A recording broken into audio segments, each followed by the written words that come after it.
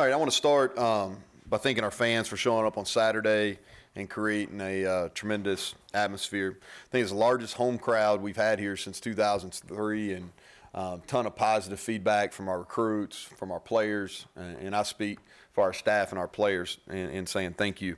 Tough loss to a very good Texas team. A lot of missed opportunities in the game, and that's the tough part as you go over it on Sunday and Monday.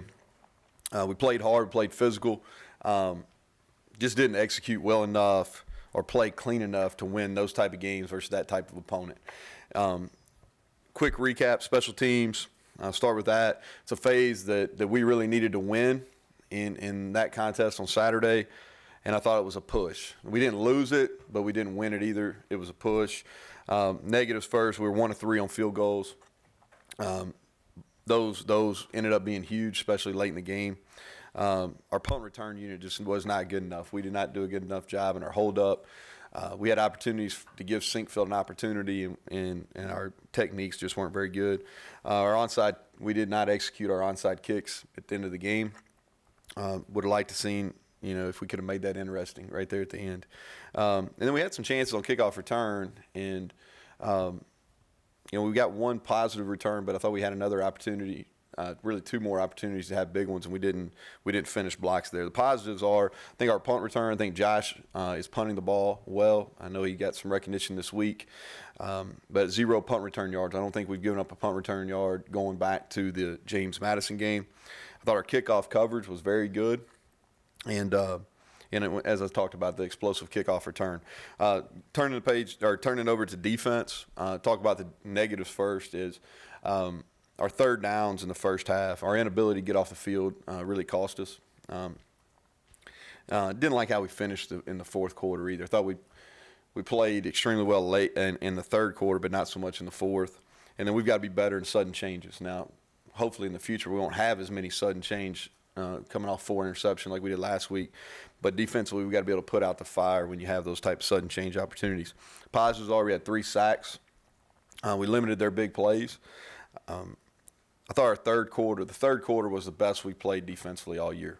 Our guys flew around, made plays, just really encouraged by how we played in that third quarter. Offensively, the negatives were the interceptions that resulted right in 21 points. I think they had the ball 36 or better, the plus 36 or better on all 3 of those touchdown drives, so really short fields. We played poorly offensively in the third quarter when we had opportunity to take the lead or tie it. Didn't capitalize on Keith's interception. Thought that was a big turning point. And we just weren't good enough on third down. Positives, I thought our pass game was the best it's been all season. Our pass protection was really good. I think it's a credit to our offensive line. Our receivers ran their routes with much more discipline than any time this year. So that's a positive, something to build on. And we had a bunch of explosive plays. In the way we measure them, we had 9. And I was proud of how our guys finished the game. So it was a hard-fought game. I think there were some encouraging things.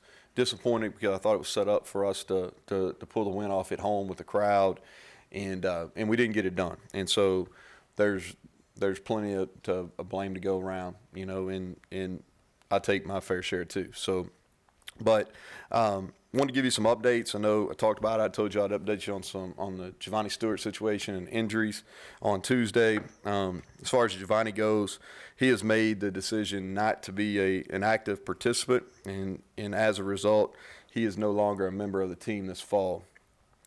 Sean Ryan had surgery this AM, and upper body injury.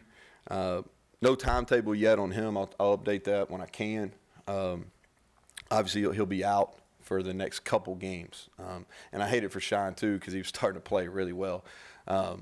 In the play he got hurt on, he made a great play, went up over the top of the DB on a post route, and he'll come back. I feel like he'll be able to play at some point this season. I'm just not sure when. Sam James, I will say, will be questionable. We'll know more later in the week. Probably will be able to give you an update maybe Thursday on the radio show. So as far as injuries go, kind of wrapping up the Texas game, is this is a game we got to learn from and grow from. I like how our guys came attitude-wise on Monday. As far as they were disappointed, but our energy was really good because there were so many positive things in the game, and understanding if we just execute better, if we execute better, do a better job coaching, that we can indeed be a good football team. So I'm excited about this group. I'm excited about us moving forward. So with that, kind of turn the page to Iowa State. They're coming in here off a big win versus TCU, 49-24. Matt Campbell has done a great job building that program. He's in year 4. He is, and really, I'm impressed with all phases what he's done. From recruiting, how they played, how they branded themselves. I think he's done a great job building that program. They play discipline, they play tough football. They're consistent. Just really consistent. I think I saw a stat where going back to 2017, there's been no game where they've lost by more than 14 points. And when you talk about the number of ranked teams you play in our league, I think that's impressive. They haven't lost a game in October going back to 2017. They've won their last 8 games in October. And I think that's a sign of a team that's well coached and they get better as the year goes. Kind of giving you a preview in all the phases. Special teams first. They're sound, really sound. They've had really good success with their kickoff return unit. Do a really good job blocking their punt returner. Number 1, Mitchell, was 3rd team all-conference last year. He's got the ability to make you miss. He's a threat for sure. Kicker's been solid. They're really aggressive on their punt rush team, so that's something that we've got to prepare for. Defensively, unique scheme. Credit to their defensive staff. I think they were really creative a couple years ago, and it's really kind of spread in college football, but they were the architects of it, and it's difficult to prepare for. I think they're playing at a high level. If you look at their statistics as you go through this whole year, they're playing really well. They haven't given up a touchdown in the first quarter. They've given up 1 field goal, but they haven't given up a touchdown in the first quarter all year. Been very good against the run. Their defensive line is long. Large number of pass breakups. You don't always see that from the defensive line, but they go 6'6" and 6'7" at one of their defensive end spots, and they do a good job getting hands on the ball. Both their nose tackles they're playing, 58 and 92, are really active. We've got they made a lot of plays, tackles for loss and things like that. And I talked about 5 and 89. Those are the ends that are long. And linebackers, they run really well. I think they're playing at a high level. They allow them to do a bunch of different things. And then multiple coverage looks. A lot of different coverage looks. That's where they're unique. They present some issues for the quarterback because they line up in so many different the umbrella of the coverage is unique and a lot of different looks. And I think 12 is a big-time player. He's what they call their star position. He kind of is the middle safety, and he makes a lot of plays both in the run game and the pass game. So offensively, one of the top offenses in the country. As you look through these guys, the thing that sticks out, they've only had 2 3-and-outs the whole year. The whole year they've had 2 3-and-outs. They're averaging 8.4 yards per play, so they almost get a first down every play. And it all starts with Purdy. I talked about him on the teleconference yesterday. I don't really get into comparisons. We had a couple calls about comparing him. The deal is he's special. He's special. He's playing at extremely high level. I think he's one of the top quarterbacks in the country. I think he will not be under the radar very much longer. He's a dual threat. He's got the ability to run with power. He's got the ability to run with speed. He's active. He throws the deep ball really well. And like I said, I think he's special. He's playing at a high level right now. The tight ends, Kohler and Allen, long guys, and they're productive. And then the receiver, number 8, Jones, very, very similar to the kid at Texas last week.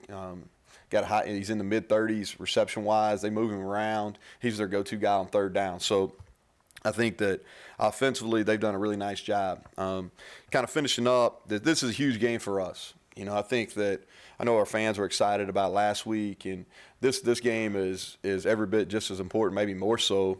And I thought our crowd was huge last week. We only get 6 opportunities to play in this stadium, and this is another big recruiting weekend for us. It's fall break, so we won't have as as many students there. I hope as many as they can, or many as can, will stick around. But we need everyone that can possibly get here to get here. And I think we're on our way to making this one of the best home field advantages in college football. I think it already is established as that, and I think we can continue to make it better. And we need our fans. We need our fans. And they were huge last week, and I think they'll be huge this week. And another big-time challenge. I know our guys are excited about it. I'm excited about it. And with that, I'll open it up for questions. Neal, depth. You weren't deep to